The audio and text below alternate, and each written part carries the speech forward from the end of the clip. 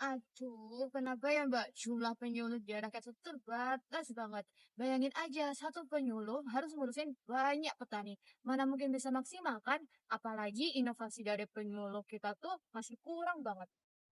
Banyak petani yang masih pakai cara-cara tradisional yang udah ketinggalan zaman.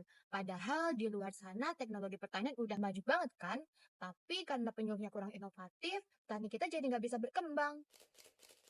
Undang-Undang Nomor 16 Tahun 2006 tentang Sistem Penyuluhan Pertanian, Perikanan, dan Kehutanan atau SP3K mendefinisikan penyuluhan sebagai proses pembelajaran bagi pelaku utama dan pelaku usaha.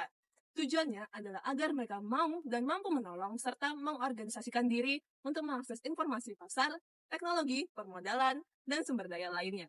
Hal ini dilakukan untuk meningkatkan produktivitas, efisiensi usaha, pendapatan, kesejahteraan, serta kesadaran dalam pelestarian fungsi lingkungan hidup.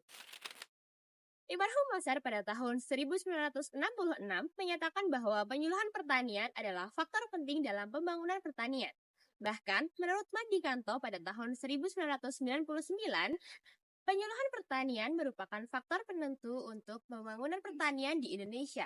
Penyuluhan pertanian memiliki peran strategis dalam pembangunan pertanian di Indonesia. Sebagai proses pembelajaran yang bertujuan untuk mengubah perilaku petani dan pemangku kepentingan lainnya dalam pembangunan pertanian, pelaksanaan penyuluhan pertanian membutuhkan metode dan teknik yang efektif. Pengurangan jumlah penyuluh pertanian memang menjadi tantangan besar bagi sektor pertanian. Dengan banyaknya penyuluh yang pensiun, kekurangan tenaga penyuluh berdampak pada efektivitas pendampingan dan transfer teknologi pertanian kepada petani. Idealnya, satu desa memiliki satu penyuluh untuk mengoptimalkan bimbingan dan memastikan petani memperoleh informasi yang tepat.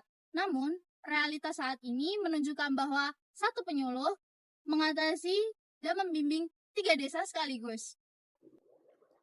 Kurangnya inovasi dari penyuluh pertanian dalam menyelesaikan masalah petani dapat disebabkan oleh terbatasnya pendidikan dan pelatihan, keterbatasan sumber daya, beban kerja yang tinggi, kurangnya dukungan institusional, akses informasi yang terbatas, resistensi terhadap perubahan, dan kurangnya kolaborasi. Nah, penyuluh seringkali bekerja dengan peralatan yang usang dan tidak cukup waktu untuk mengembangkan inovasi karena harus menangani beberapa desa sekaligus. Dukungan yang minim dari institusi serta terbatasnya akses ke informasi dan jaringan kolaboratif juga menghambat penerapan teknologi baru.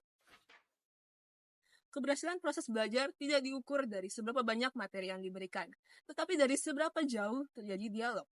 Dialog penting karena memungkinkan penggalian inovasi dari luar dan kekayaan lokal, meningkatkan peluang diterimanya inovasi, serta mendorong partisipasi masyarakat. Partisipasi ini berkembang menjadi rasa memiliki dan tanggung jawab untuk mengawal keberhasilan inovasi tersebut. Dengan demikian, dialog berperan krusial dalam memastikan bahwa solusi yang diusulkan dapat diterima dan diimplementasikan secara efektif oleh masyarakat. Untuk mengatasi masalah ini, peningkatan efektivitas penyuluhan dapat dilakukan dengan memperbaiki sarana-prasarana dan menggunakan media penyuluhan yang efektif. Selain itu, menarik minat generasi muda, khususnya mahasiswa pertanian, untuk berpartisipasi dalam kegiatan penyuluhan juga sangat penting.